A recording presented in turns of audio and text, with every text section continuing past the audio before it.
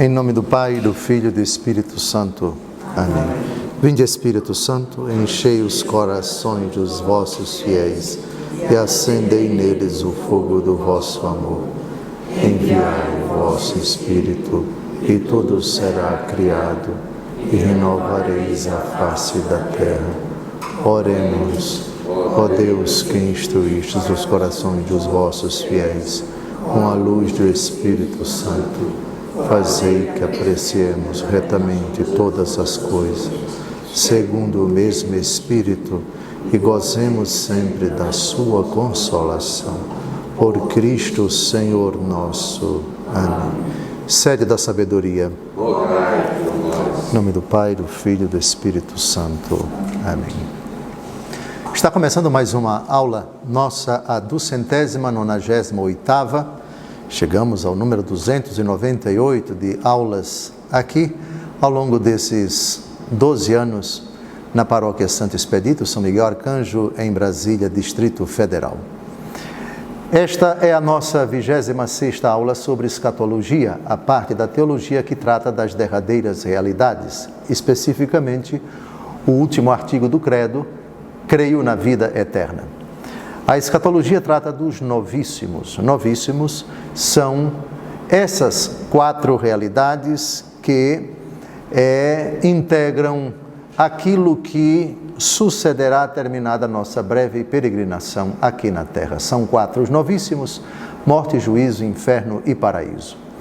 Os novíssimos são assim chamados no grau superlativo por causa de 3 expressões que se encontram no Novo Testamento, 2 no livro do Apocalipse: eis que eu faço novas todas as coisas, e vi um novo céu e uma nova terra.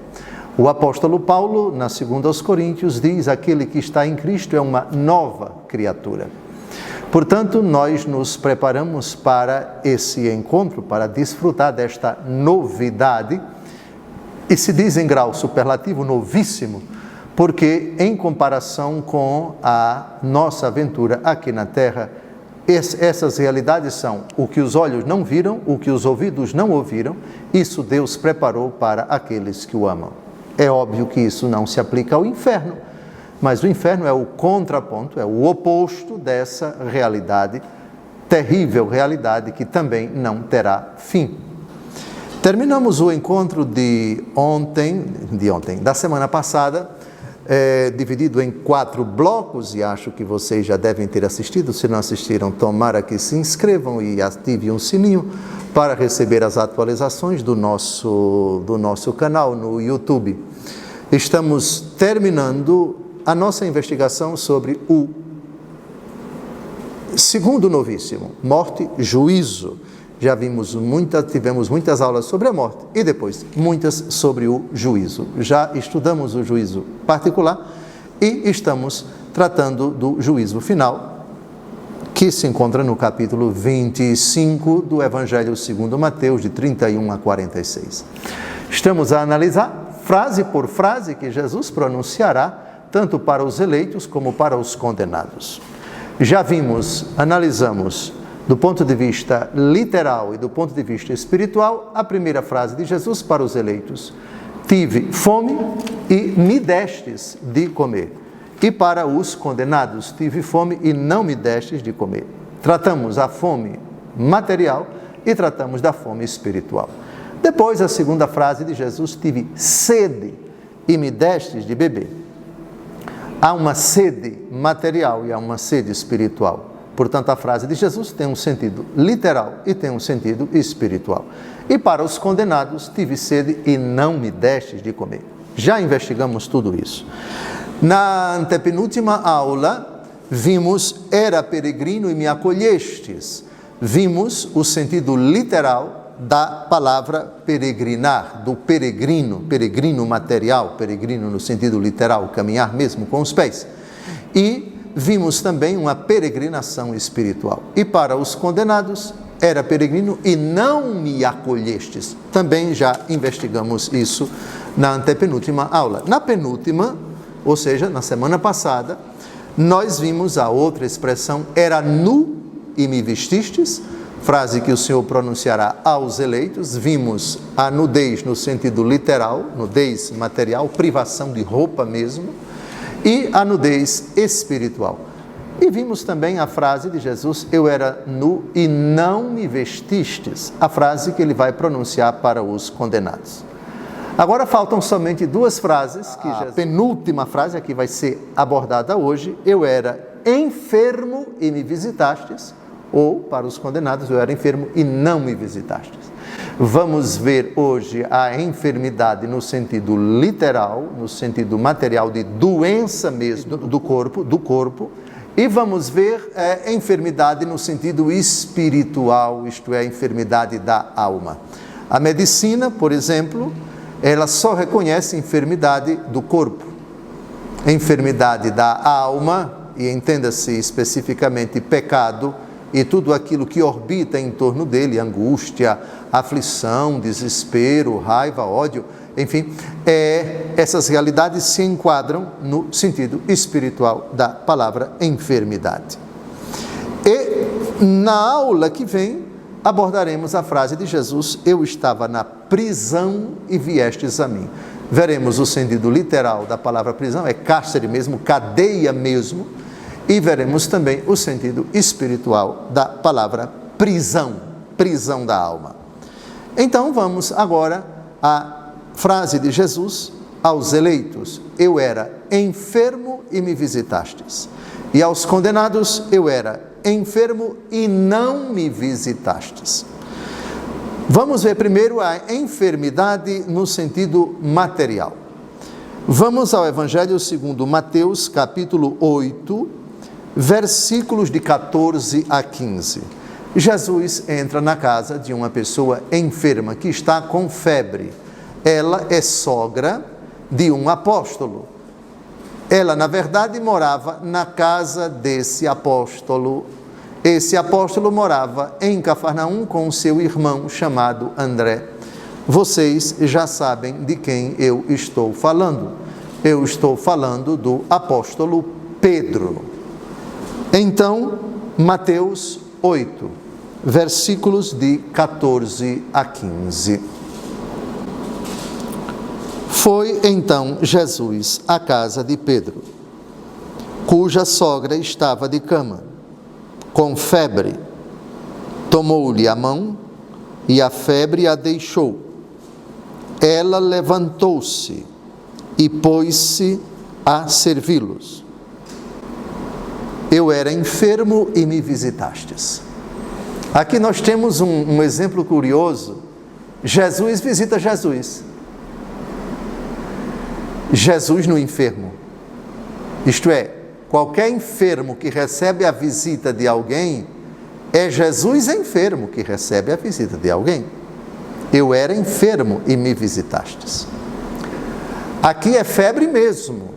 O sentido médico, o sentido científico da palavra febre deve aqui ser tido no sentido literal. Ele se aplica inteiramente a essa realidade.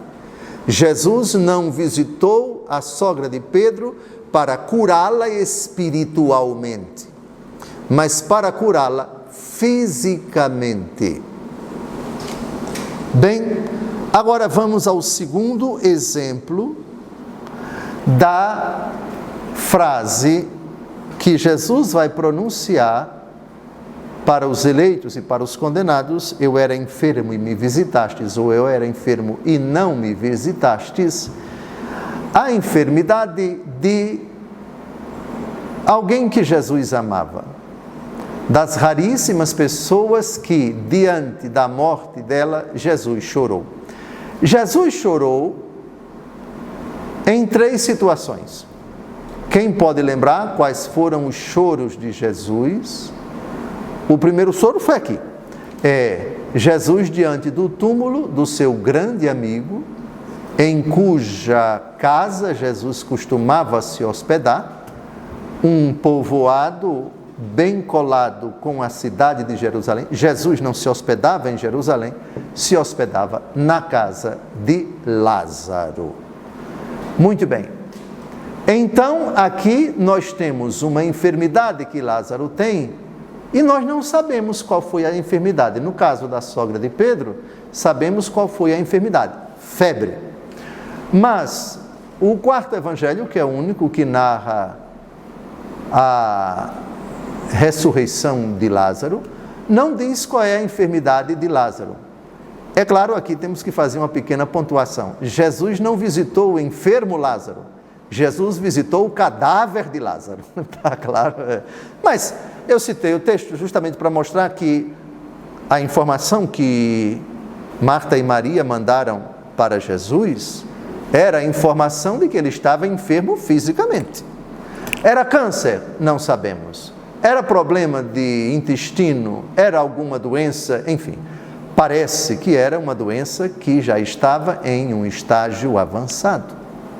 Tanto é que Jesus, de propósito, não foi lá para esperar Lázaro morrer, para ir a Betânia somente depois da morte de Lázaro, e isso demorou 4 dias.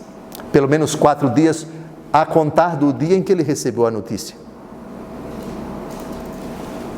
Vamos então a João capítulo 11, versículos de 1 a 3. Lázaro caiu doente em Betânia, onde estavam Maria e sua irmã Marta. Maria era quem ungira o Senhor com óleo perfumado e lhe enxugara os pés com os seus cabelos. E Lázaro, que estava enfermo, era seu irmão. Suas irmãs mandaram, pois, dizer a Jesus: Senhor, aquele que tu amas está enfermo. A essas palavras disse-lhe Jesus: esta enfermidade não causará a morte, mas tem por finalidade a glória de Deus. Por ela será glorificado o Filho de Deus. Muito bem. Lázaro caiu doente. Essa doença aqui é física. Caiu. E caiu para não se levantar mais. Então, a palavra doente no Novo Testamento, quando se refere à enfermidade que atinge uma pessoa, o primeiro significado é literal. É doença como a medicina entende. É verdade que Jesus vai jogar, e aqui temos uma prova evidente, de que a doença é uma palavra, doença é uma palavra que se aplica ao pecado, portanto é uma enfermidade da alma, da mesma forma que, portanto, doença tem um duplo significado, enfermidade tem um duplo significado, como morte e também sono tem um duplo significado. Fulano está dormindo. Bem, o que significa isso? No sentido literal, o seu corpo está dormindo mesmo, deitado em algum lugar, cochilando ou em sono profundo. Mas, dependendo do contexto, a frase fulano está dormindo pode significar fulano está morto. Vamos ver o texto, por favor. Versículo 11, no mesmo Evangelho segundo João. Depois dessas palavras, ele acrescentou: Lázaro, nosso amigo, dorme, mas eu vou despertá-lo. Versículo 12. Disseram-lhe os seus discípulos: Senhor, se ele dorme, há de sarar. Jesus, entretanto, falara da sua morte, mas eles pensavam que falasse do sono como tal. Então Jesus lhes declarou abertamente: Lázaro morreu. Está claro aqui? Está claro? Então, dormir na Bíblia pode significar morrer. Morrer na Bíblia pode significar dormir. E vejam no versículo 15 do mesmo Evangelho, porque Jesus disse: Lázaro dorme e vou despertá-lo. Alegro-me por vossa causa, por não ter estado lá, para que creiais. Mas vamos a ele. Então Jesus preferiu não ir à casa de Lázaro, ele estando enfermo fisicamente, para que a sua presença e o seu milagre fossem muito mais prodigiosos. Porque uma coisa é você curar um enfermo estando ele vivo, outra coisa é você ressuscitar o morto. É muito mais poderoso, é muito mais grandioso. Está terminando o nosso primeiro bloco, não saia daí. No segundo, continuaremos a nossa investigação. Até lá.